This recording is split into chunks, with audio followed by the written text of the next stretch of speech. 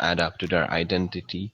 And the INFJ, they just trust ENTP, so it'll be super easy. But also the INFJs, you can kind of give them a time to figure it out for themselves because they're smart.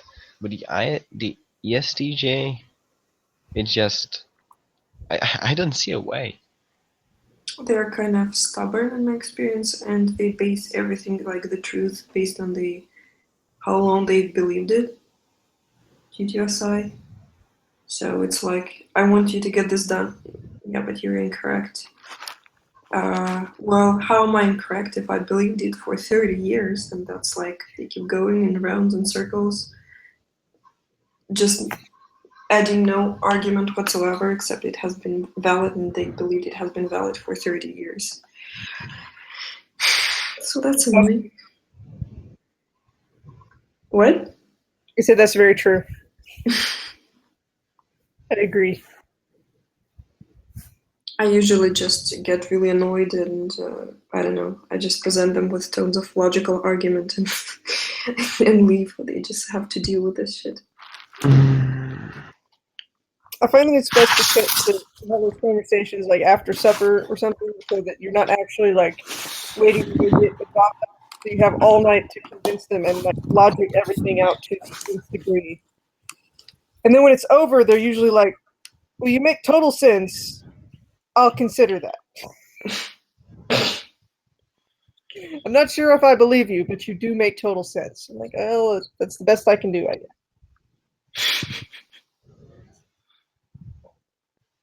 And sometimes, eventually, you'll notice that they have adopted whatever it was you were trying to convince them of. Sometime later. And then they think it was their idea. You need to be presented as an authority and they would just believe you and take whatever I you know, say. that's the problem, is that you have to spend like 6 hours arguing when if you just had like some sort of authoritative source, they would go with that. They're like, but X said, and I'm like, but X is wrong.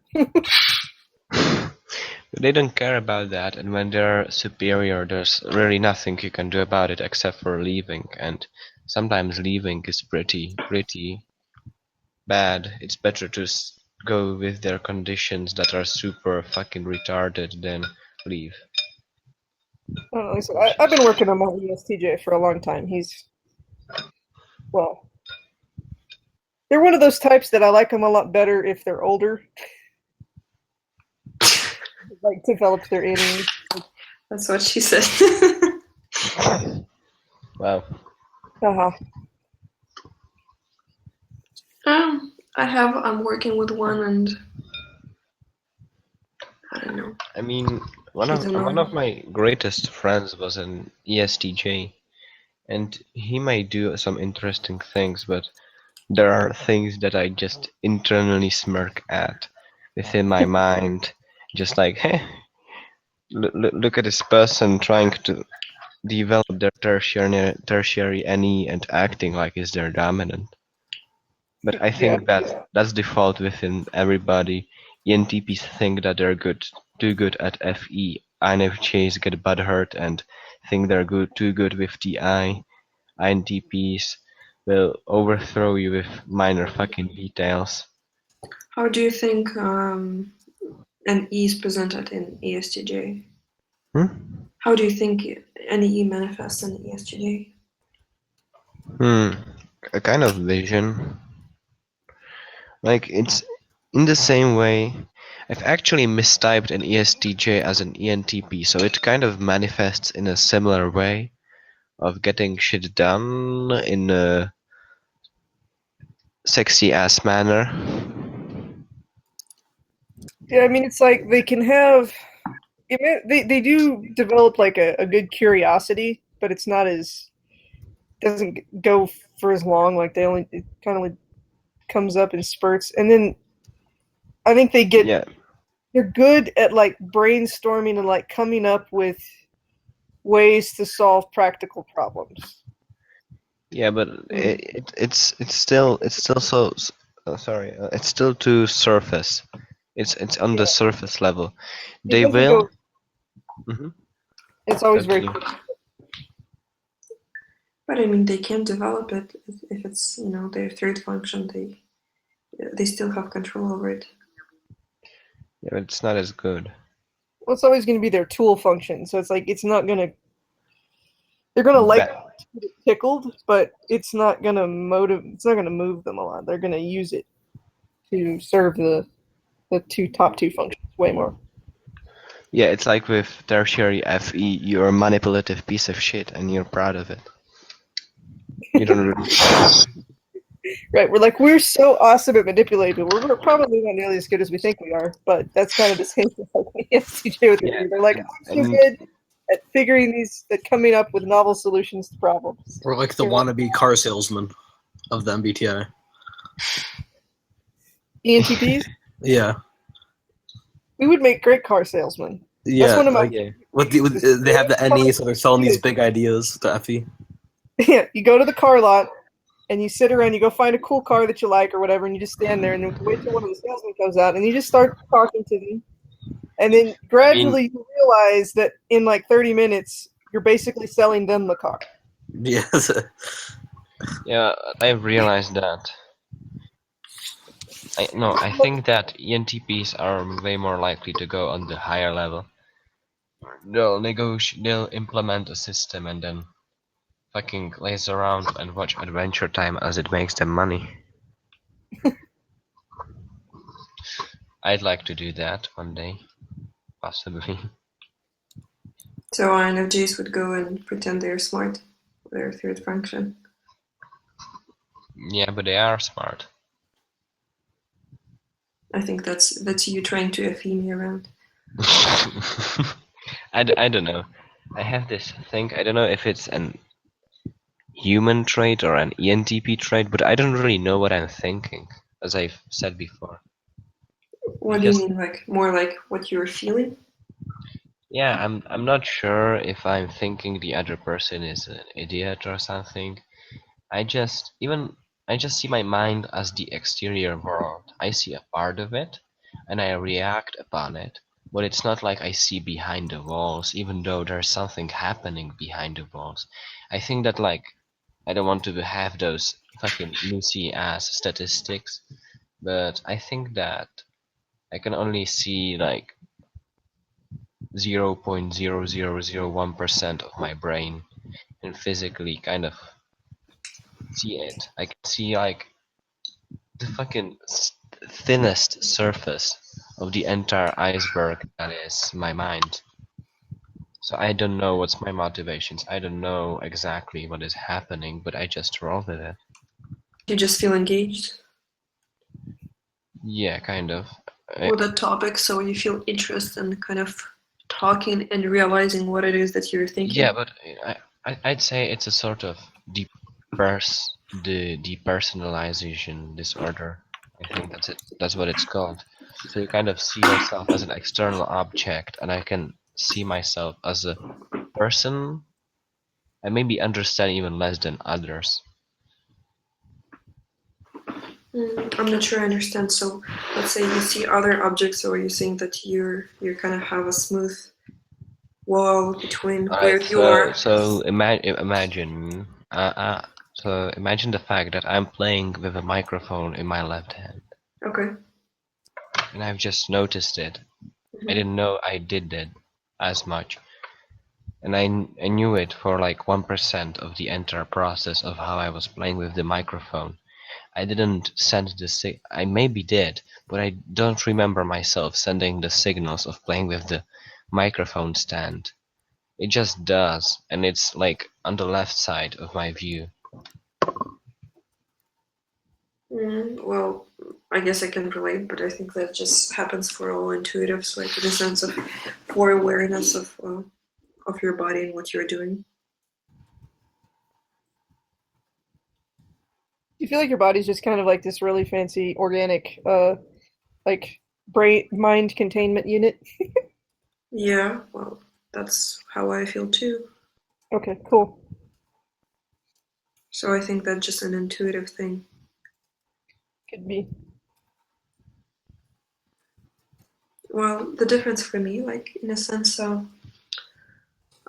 I have a hard time differentiating between my needs and other people's occasionally. Like, for instance, if I engage with them, and often I feel like I go through the logical kind of recreation of someone else's situation, and then I feel their emotions when I'm not supposed to. Like, I don't want to, but I feel they are embarrassed. I mean, I'm not. It's not like I'm feeling their emotions, but I have this very thin wall between what are my actual feelings and what are the feelings of other people, because I just naturally kind of think what they were going through and I feel it. That kind of shit. It's interesting. That's another thing I've heard other INFJs say. Yeah, like my boss did something, like posted something online, and it was information that it was meant for everybody's eyes, and I just feel very embarrassed for him, whereas I was not a part of the situation anyhow related, and it was silly. Like, that's that is the horrible emotion to feel, especially when you're not supposed to feel it. But anyhow, I felt it.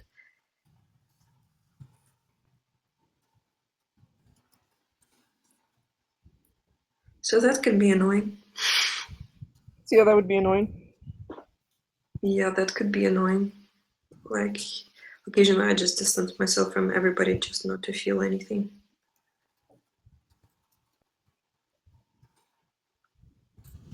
And the ENTPs are probably the opposite. Is we go talk to people because that way we at least theorize that we're feeling something. Like, it kind of, we get to play with our FE doesn't provoke unless we have people around to talk to. I actually hate that sometimes. Like, I have a hard time feeling like I could actually like love anything. I don't know. I feel like I just kind of FE everything. Yeah. Yeah. Like, I don't know. I almost feel like a psychopath because it's hard for me to have feelings for anything unless something awful happens, and I'm not even aware of it. Yeah, it's like, well, in the moment, like when you're actively, engaged, it seems kind of real, but then as soon as you stop, it goes away, and you're like, wait, okay, never mind then. So do you feel that your state is kind of, I don't know, very neutral all the time? Me? Yeah, well, both of you, like, when you engage into something, do you just feel neutral or absolutely nothing about this topic? Yeah, like Pretty much. I feel neutral almost all the time, and it's like I'll go like on a date, for example, and like she'll be having a bunch of fun and be excited, and I'm just kind of like, oh, okay. Like, I don't really feel anything. I just kind of am FEing there. Okay. But how do you feel neutral?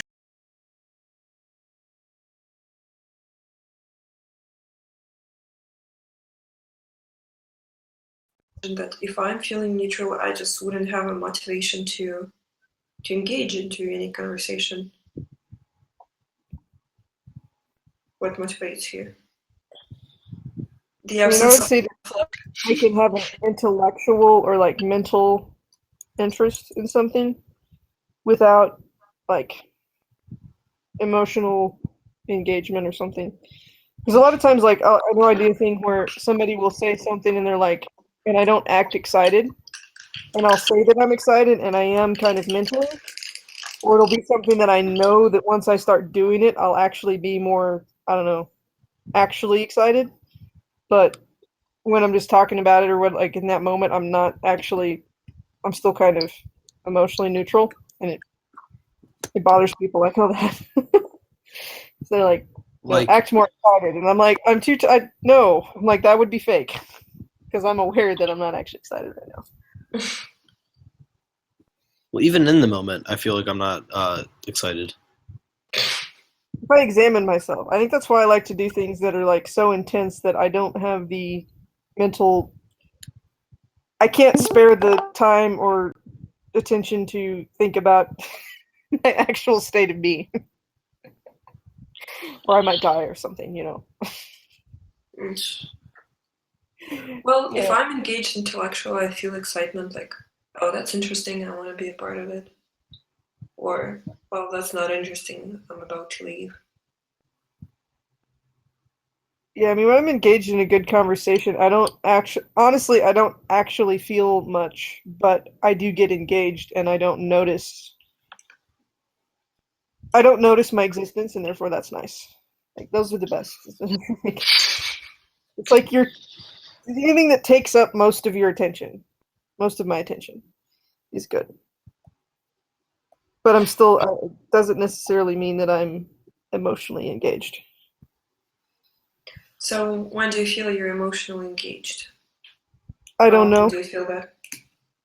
not very much. Hmm. So, mostly it's just the logic that drives you. Or, like, it's kind of this invisible power where you just get engaged with the facts and knowledge and to Oh my discuss god. what. No, I'm watching a video. Some little girl got pulled into like a thing by a seal. Was that an Oh, emotion? a couple of days ago. No, by not by a seal, by a sea lion. The sea lion grabbed her shirt and pulled her right in. Yeah, they were like standing next to the pool of water and like jerked her into the water. Yeah. Yeah, that was wild. How scary. Oh my god.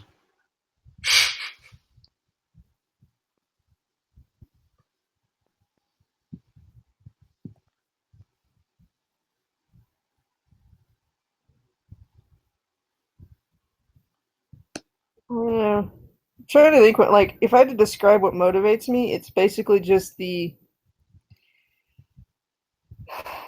just like this innate motivation to kind of it's novelty basically is the way but it's also like just movement. Like I describe it as just movement. Like I like to be moving. I like to whether it's mentally or physically, like I just whatever the opposite of static is. Like I just Mm. like it's nothing in particular. It's just like, well, I'm gonna go do that because I need to go do something. Mm.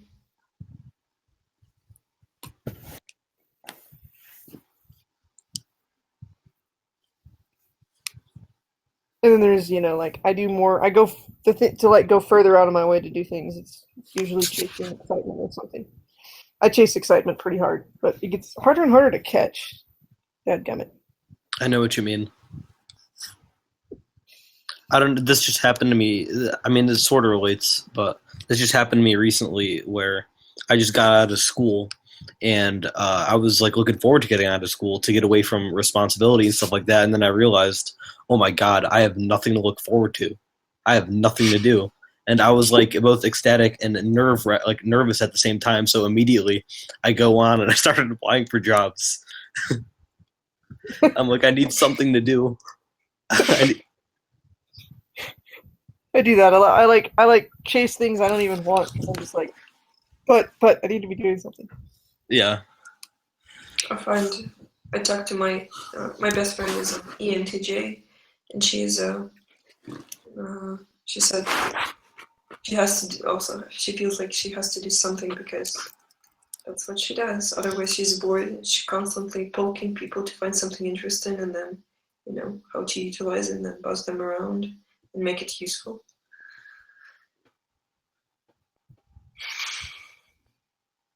ENTJ, poke it to see if I can get anything useful. ENTP, just poke it and see what happens, and hopefully it's something I've seen before.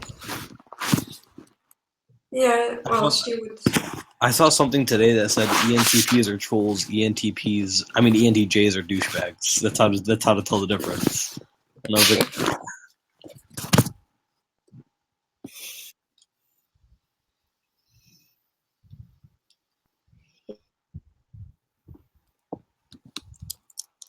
Yeah.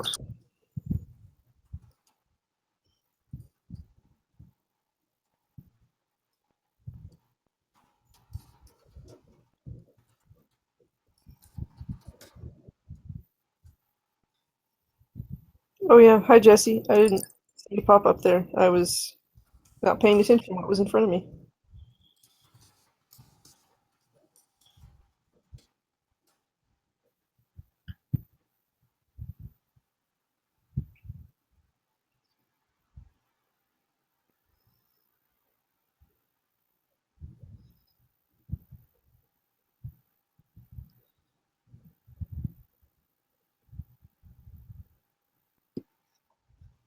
Procrastination.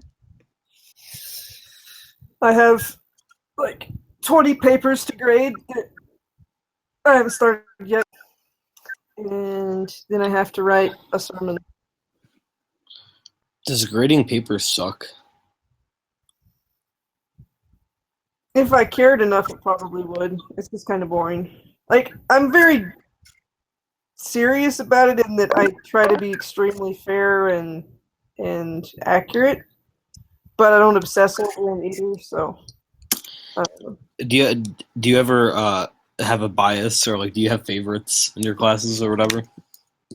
I usually have favorites that do better work and have nicer stuff to read, but I don't. Usually what happens is because of the class I do and the grading scale is that most of the favorites are more or less, basically if I was grading actual comparative numbers, they would have like A plus plus plus plus pluses, so there doesn't actually end up being a bias in the grading because it's like the actual requirements for an A are I know what you mean.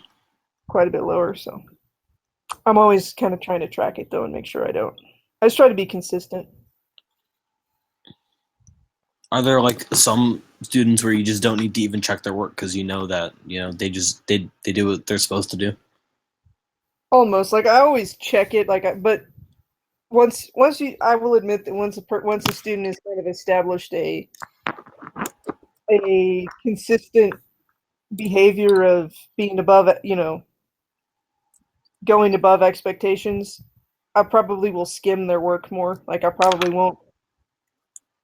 The Yeah. ones that I spend way more time on are the ones that I tend to give low grades to because I'm like, all right, am I really right about this thing being lacking? Right? Am I missing something? And so I'll go back and read it a couple of times and be like, yeah, they really didn't do that.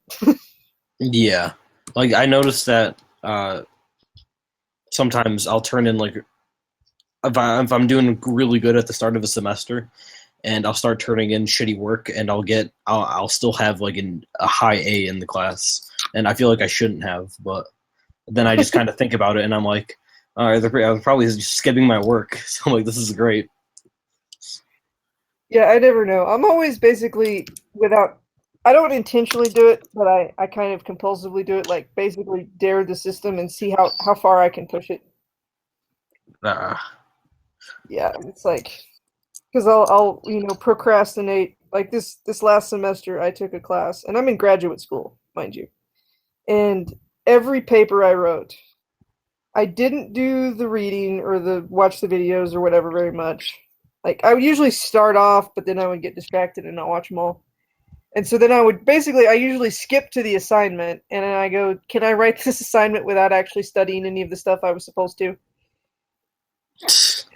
And then I'm also usually doing that at like 2 a.m. when it's due at 6 a.m., right? And so it's like, and I almost like unconsciously think I'm hoping that I will get a bad grade so it will motivate me to like actually try harder.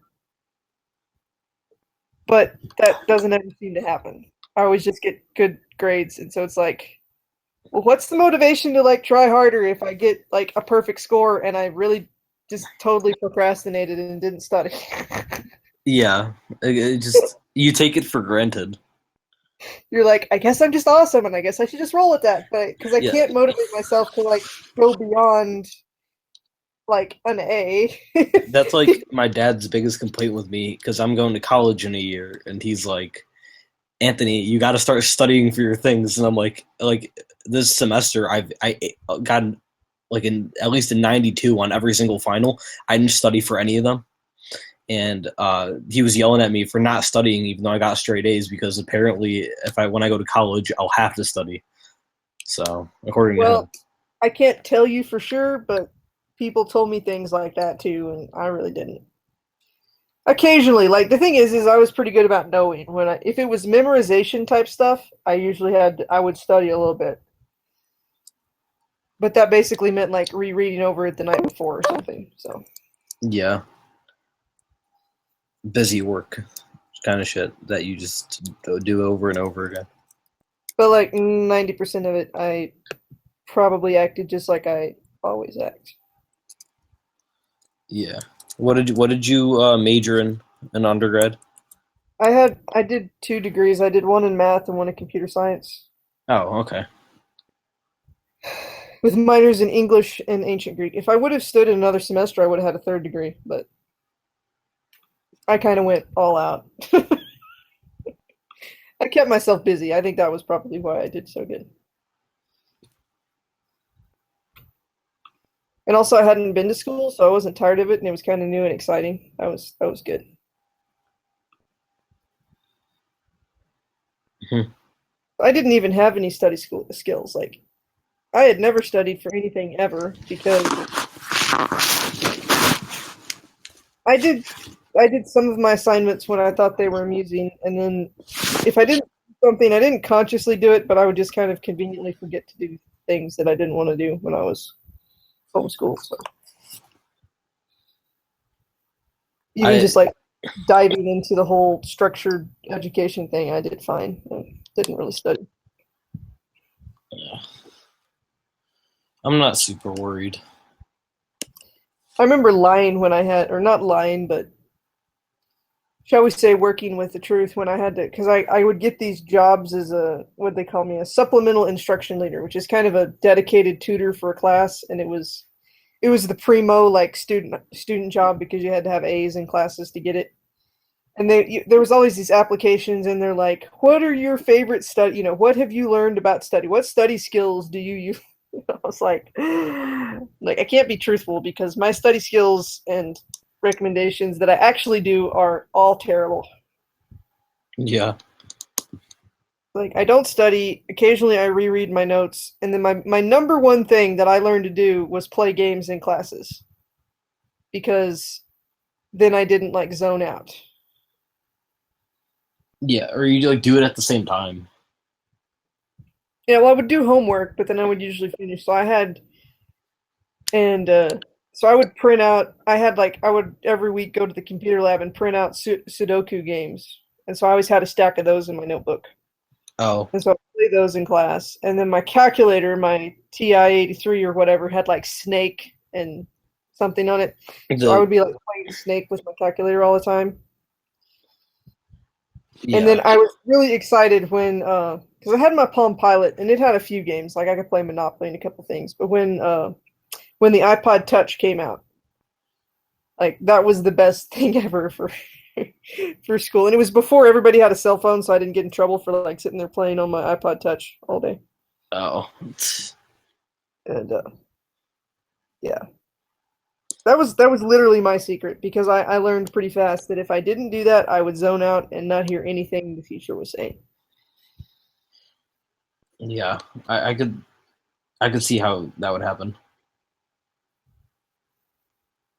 But again, I would say that most people that's probably not good study advice. For an ENTP, it's probably good study advice. I mean that's pretty much what I do. Like I have to do two things at once, or else I won't be able to focus. I can't focus on one thing. It's hard.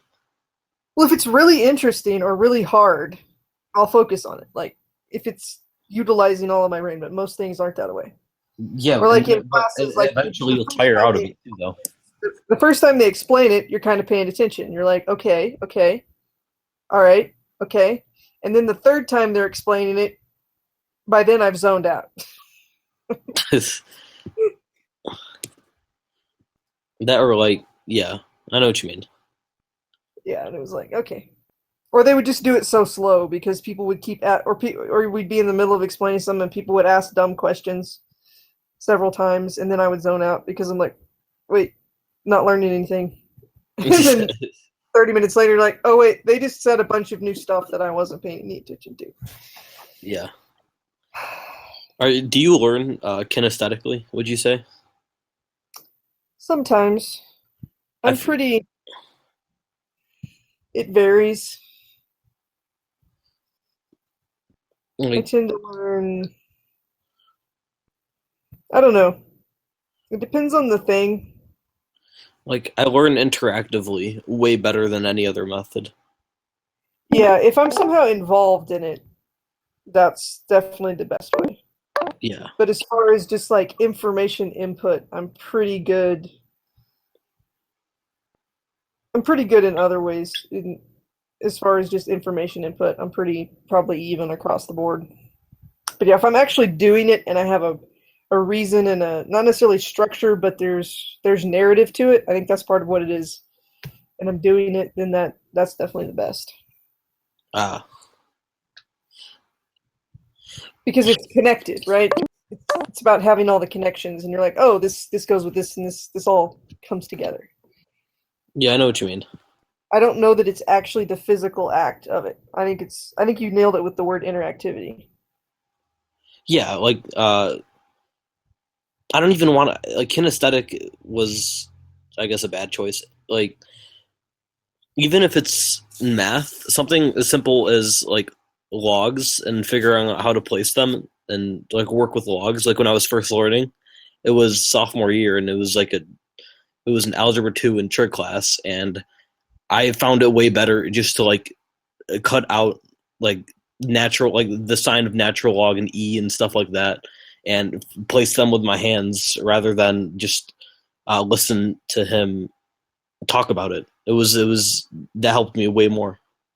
Right. Yeah. Well, like with math, like in anything, I kind of learned like that. yeah. Well, I was just thinking with math, because math's weird because I'm not bad at it, but I do way better at like calculus or practical calculus and like trig. Like trig is one of my favorites because all of those I could always see kind of a usefulness and a purpose and a narrative to what I was doing. But some of the other stuff where it's just like, we'll just do this because like it's important, but I have a lot harder time remembering and caring about that sort of stuff. All right, sounds good. Sorry about that. No worries. I'm taking multivariable next year. I'm kind of nervous. Oh, that'd be cool. Is it? Did you ever take multivariable calculus? I mean, define what you mean by that, because I mean, I've taken more or less all that I've done. So like Calc 1 is usually differentiation, Calc 2 is integration, Calc 3 is vectors. I love vectors. The world makes so much sense once I learned vectors. They changed the system. Instead of Calc 1, 2, and 3, they made it A, B, B, C, and multivariable calculus. Okay. Well, probably because, I mean, I've taken all the I have an undergrad degree in math, so I've done all the way up through vectors, and then I did partial differentiation, like, what do they call it? Differential equations. That was kind of interesting. But is that going to be like vectors? Is that what it is with multivariable calculus? Because that would. I think so. Yeah. Yeah. Usually, you're playing with multiple variables with vector calculus. I like vector calculus. It's tricky, but it makes a lot of sense. Yeah, it's the same thing as Calc 3. It's the equivalent. Okay. Yeah. Yeah. Calc 3 is awesome. Okay. Calc 2 is the worst for me, anyway. Integrals, because you had to remember all the integrals, and I had a teacher that believed you should be able to memorize enough integral forms that you should be able to solve any integral in 3 minutes. Well, yeah, needless to say, I didn't do great on his tests. Probably not. Oh my god. Yeah, no, I mean, if you give me a little time, like, I'm the sort of person that, yeah, I took a lot of tests where I sat there or, like, went to the teacher's office or whatever and, took, like, an hour and a half instead of 50 minutes to do a test, but I would ace the test. But I basically have to reinvent the wheel every time I do it because I don't remember things. Yeah. If I do remember things, I don't believe that I remember things, so I have to verify the thing by, like, reinventing the wheel every time. So it's like, I remember, yeah, I totally know what you mean. I remember it was like a year or two ago, and we were learning the unit circle. It was trigonometry, right? And I had to like constantly like reinvent, like what you're saying, reinvent the wheel and reteach myself it every time I would do it. Yeah, like in a test, and it would take longer than it should have because I'm too lazy to memorize it. Yeah, but I mean, I think that's more valuable. It's like, oh, I don't actually remember all this stuff, but I can logic my way to the answer every time. But Yeah, well, it probably shows a better understanding too. yeah. But Did you yeah, see no, the little I math joke in my little picture? It says like, "Oh, look how cute! He has an imaginary friend."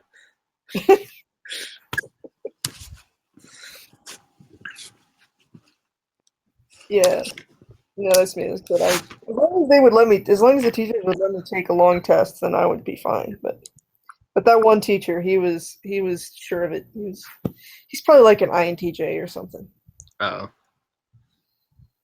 Like I got along really well with him, or pretty well outside of class, but his teaching style and my learning style were kind of opposites. The teachers like that, and it was like, but then it was always that I know you're really smart. Like they knew that I was really smart, and so they would expect the wrong things out of me.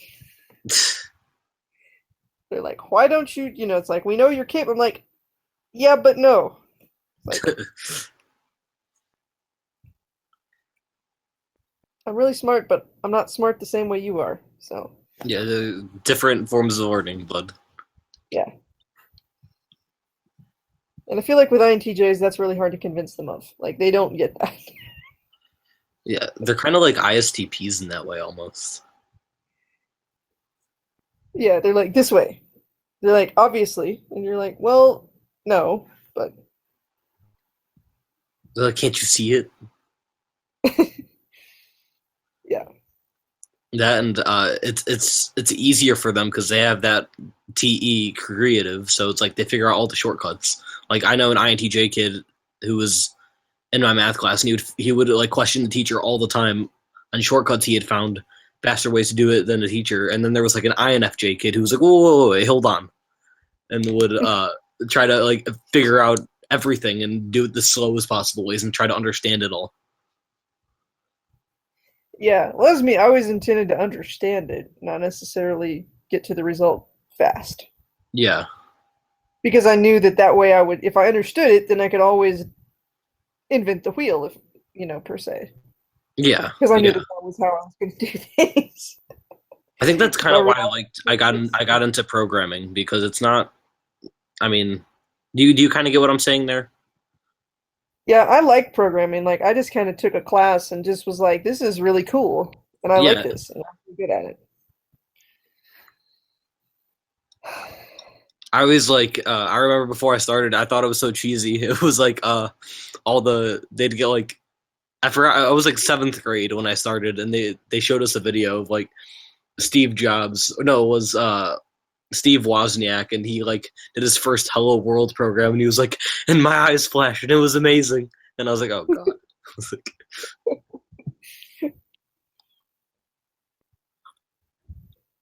Yeah, programming's weird because, like, I like it because, like, I remember hearing I read somewhere on the internet somebody said, that being able to program a computer was the closest thing was more or less being able to do magic, and I'm like, I agree with that, and that's why it's so cool. Yeah, I heard that too. And I was like, they're the rock stars of the 21st century. Well, it's just like, it's almost true. It's like you type a few things and then stuff happens, and you're like, that is pretty cool. Yeah. And it's all about figuring out, like, despite programming being so linear, the thought process, as far as figuring out how to make it do things, is not very linear, or it doesn't have to be. Yeah. And so I'm always pretty good. I'm really good at figuring out how to make it do things. I'm not as good at following through and programming all of the linear bits to make it do that, but I can always figure out how to make it do. Yeah, well, I understand the I don't want to say the mechanic, like the theory behind how the program is going to work first. Usually, I start with I create all the classes and stuff first, and all the functions. I declare everything before I actually start programming per se. Yeah. So that it helps the linear part easier, or it makes that part easier.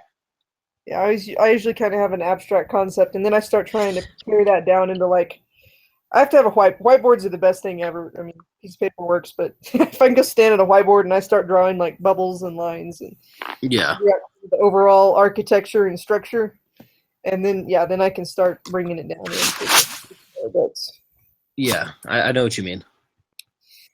And if I had an INTJ or something to like do those inner bits, then I would do all kinds of cool stuff. Because that's where I actually get hung up. Is I'll get on I'll get on like a single function, and I'll be like looking up things, and I get kind of bogged down in the actual implementation a lot of times of a little snippet of code. You're like, I know it can do this, but I actually have to figure out what exact pieces that exist in the programming language I use to make it do that. Yeah. Just like, nah. I saw a meme the other day, and it was like 99 little bugs in the code, 99 little bugs, take one down. No, it was like take a bug down, pass it around 127 little bugs. It was something, Yeah, something stupid like that. It's about right. It's hard to teach people. It's hard to teach programming. Like I've tried to teach it to others, and it's hard. If they don't get it. Well, I'm gonna be experimenting with that starting next week. I'm teaching a 1-month class to high school students. What are you doing with them? I'm honestly going to use Minecraft. Is my plan. Oh, that's right. That's what you were doing the other day. Because I've thought of it since I found the commands in Minecraft. I'm like, this would have been the coolest way to learn programming, like as a kid, because you get to see the results immediately. Which I think that's an important. I think that'll help a lot. I think that helps a lot of people is getting to that immediate like visual. And also feeling of accomplishment when you're, it's like, oh, I wrote these like 3 lines of code and it built me a wall or whatever, For sure. And I see it appear. So. Yeah, for 100% for sure. So that's what I'm going to do, and I'll probably give them a little periphery. Like, I don't know that I'll have them program in Python, but I'll probably show them some Python because that's what just as something to kind of see where you can go with it. Because one of the things I've done is like programmed Python code to generate Minecraft commands so that it's way more efficient, and I know what you mean. And so show them things like that. Like I probably won't have them do it, or I may have some Python code that that I've written that they get to use or, play with or something. I don't know. Mm-hmm. But I think I'm mostly going to concentrate on Minecraft. And, one of my friends, INTJ kid, is really into that programming in Minecraft. Yeah. He does crazy things with it too. Like he like it's like all he does. And I wanted to teach him like actual code. And he didn't want to learn. I mean, he's perfectly capable of understanding and doing it all, but he just doesn't want to. And it was like pissing me off.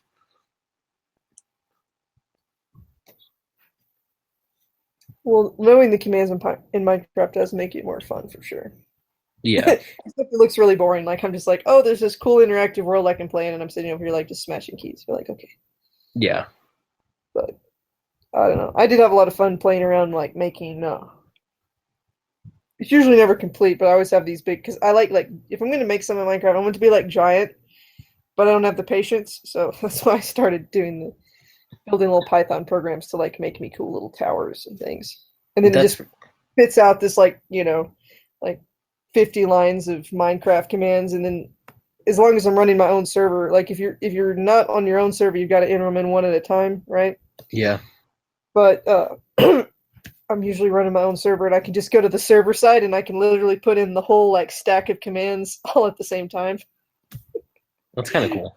Which is kind of cool, and you just like sit there and kind of watch your little castle get built or whatever. Yeah. And then just playing around with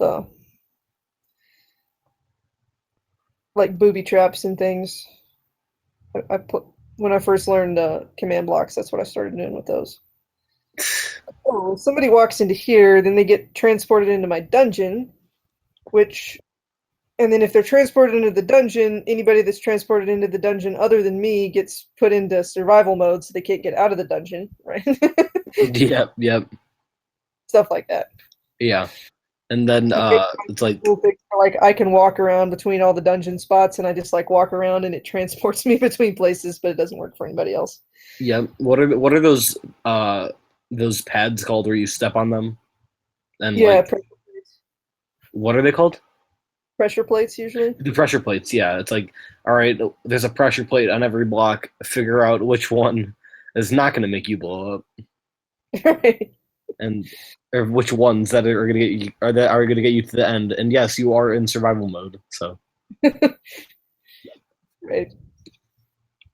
And then, like, transporters, like that's always one of the first things I do when I'm playing in Minecraft is I like start building me a transporter room that like so whenever I build a place I don't have to remember where it's at more than once. It's like transport myself back to the central transporter unit. I go, that's the giant castle I was building. Okay, I want to go there. There's the dungeon. I want to go there. you should build the TARDIS in Minecraft. That would be interesting. Yeah, that would be kind of cool to figure out. Except that a TARDIS is never ending, so we got to figure out something with that. What you could do is you could, if you could figure out how to, like, you would build a, like looks like the blue box, but then whenever you're in it, like as soon as you go in it, it transports you to a room that's elsewhere, right? That looks like the inside of the TARDIS. Yeah, And vice yeah. versa. So I did like that it- once, but I wanted to make like a real TARDIS. So it's like, did That would be Pepsi cool. just come in here and write tits and ass and then leave? He did. In typical Pepsi fashion, I suppose.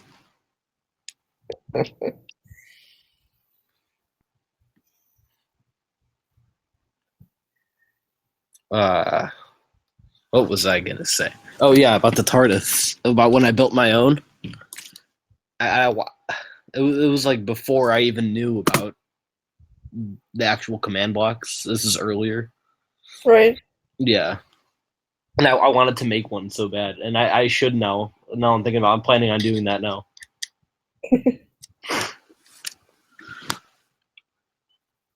That does sound like a cool project, actually. Yeah.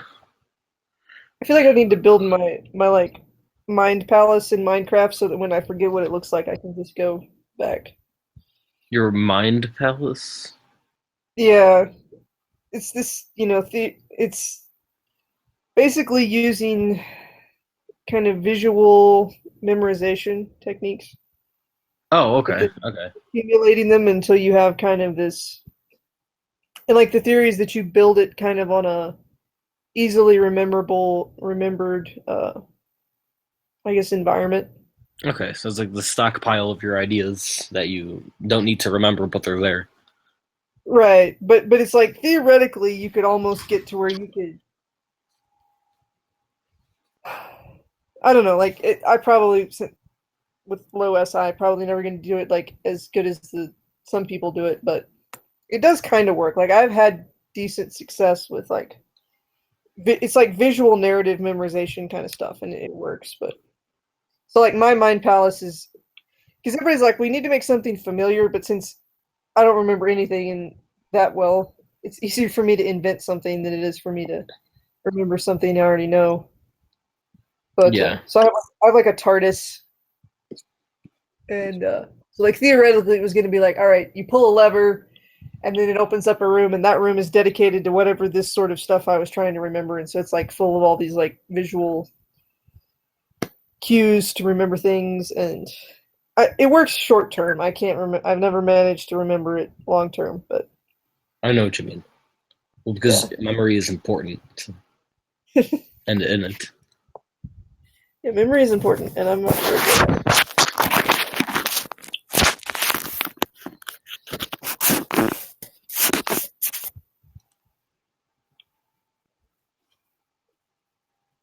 One of the things I was trying to do was like build like a room with like a big whiteboard in my mind, so I could like draw out like plot arcs and do all this like brainstorming in my head as if I was doing it like on a whiteboard on the real wall. Still working on. It will be really cool if once I get it up and running. Yeah.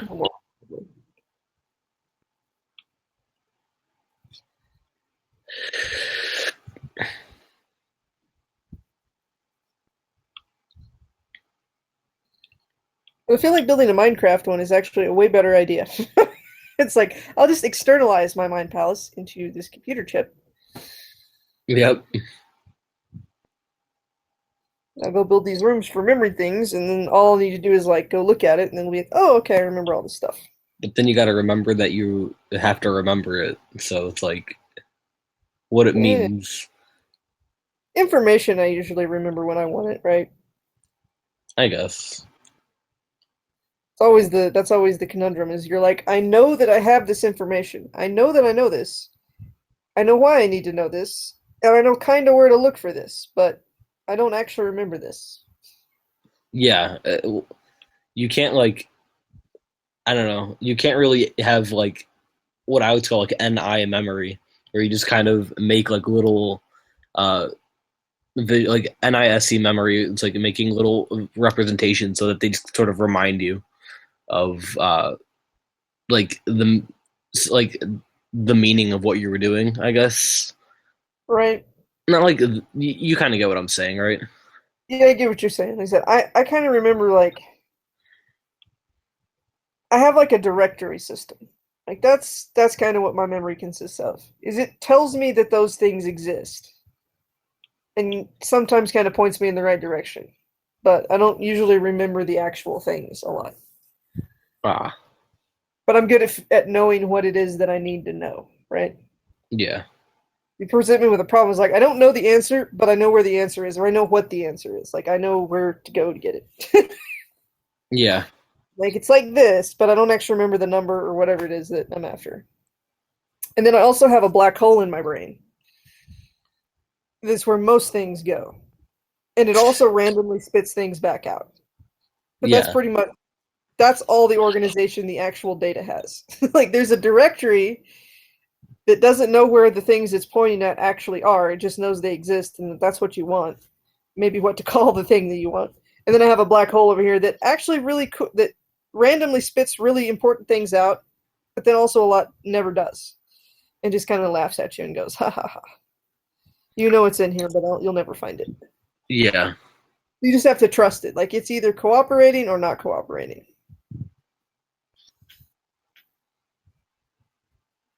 Oh my god. I just watched a bear attack. Oh boy. I don't know how I got from. Wait, what did I look at before? I looked at. Feline attacks. So that's Oh yeah. anyway. Okay. I spent some time watching cougar attacks or mountain lion attacks because for research. That would actually. I don't know. I used to be obsessed with animals like when I was a kid.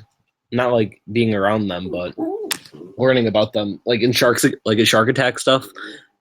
Like Yeah. that was all I knew when like I knew everything and everything about shark attacks. Why? I don't know, but I did. I don't really remember it anymore, but I don't know. Don't you hate that? You're like, I knew all about this thing, and I remember knowing all about this thing, but I don't remember it now. Yeah. That was like programming with me for one point before I got back into it because I got out of it for a little bit. Yeah. Because all I did for like probably like 2 years straight was sit in my room and program. I didn't even like do anything for school. I didn't go out with friends. That's all I did was learn about computer stuff. That's cool. Yeah. I just played computer games when I was your age. Was what I burnt my time on. I read a lot of books and I played computer games. Yeah. And I punched a lot of stuff. Yeah, I didn't even get into programming until I was in college, which is fine, but I kind of wish I would have known about it earlier. Yeah. I mean, would you would recommend probably starting like out of middle school? I'm guessing if you're actually like gonna want to get into it. That's probably a good time. Yeah. Like if you could become obsessed with it, if you or, if you kind of got into it, yeah. Yeah. I guess kind of the last, 4 to 6. I guess the second half of what would be normal schooling, something like that, or at least about probably starting high school. I guess. Yeah. Because I mean, isn't that kind of what they look? That's what I've heard about in jobs. Is that at the times they'll look for like 5, 10 years of experience in it. Yeah, probably. depending on where you go. Because that's kind of my whole plan. I want to do something in computer science and then like computer engineering or either that or I want to get into aerospace, something like that, and maybe do something with computer science and aerospace. I don't know. Oh man, I really liked. I was obsessed with astronautical engineering for quite a few years. Yeah, That was my big thing. that's cool. I almost like. So this is standard, ENTP story. Like I basically had decided that I wanted to go to like I was thinking about going to a big engineering school like MIT or Caltech or Rice or somewhere, right? Okay. And for undergrad. And then I got and I basically where I live there's a state university and I kind of and I took some classes when I was technically not graduated high school and I wasn't doing anything else. And they more or less offered to write me a check every semester to go there, and so I was just kind of like, well, that's easy. I guess I'll do that. Typical ENTP story. You're just like, well, they're paying me money to go here, and I don't have to stop doing all of the things that I was already doing. So it was like, Yeah, and probably achieve the same goal at the end. So probably like it's one of those things. I don't know what would have things. It would have been a totally different. It would have been interesting. And I was a lot more introverted when I was like I never really wasn't as I guess I wasn't as bored or something. Like me now is like, yeah, I'll go to I would have been like, yeah, let's go off and do something crazy and go to the other side of the country and study whatever. But like I was telling the Elena is like I was more of a INTJ that was like, I got all this going and let's just be reasonable and logical and stay yeah, let's not rock the boat. Like this all makes sense and doesn't really break anything I've already got going. So let's just go with that. yep. And yeah. And then I took 3 years off, which is a while. And I worked and did other things. And then I decided to get my master's degree a couple of years ago. It's cool. And it's way more fun than any of the undergrad stuff I did. I bet. I always felt like I never quite learned how to do anything in undergrad in computer science. Like that was always like we would do some stuff and I would kind of understand some theory, but I never felt like I actually learned how to do anything. They probably taught you like the whole theory aspect, like binary and like down to the science of it at first, which is boring for new people. It was just I don't know, maybe it was just me sensing the potential to do way more, which happens sometimes. Because it wasn't like we weren't doing things, it was just like we never got quite far enough to seem like I understood all the way how to do things.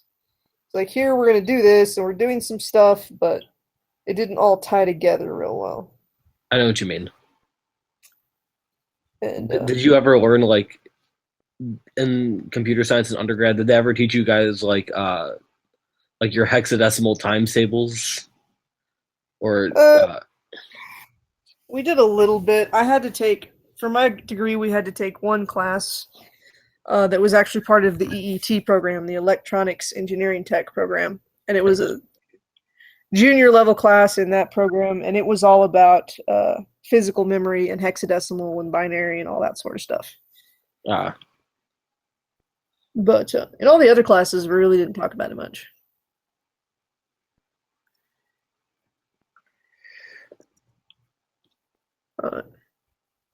Yeah, I don't know. That's just the way I remember it. Is like it would because I don't know. You have these ideas of what you should be capable of doing, and we would always do kind of. It just always felt like we were doing kind of, just never quite getting to the whole picture. I know what you mean. Yeah, and it's like But then in graduate stuff, like I kind of dove back in, and like I said, I hadn't programmed in 3 years. I took a couple of classes.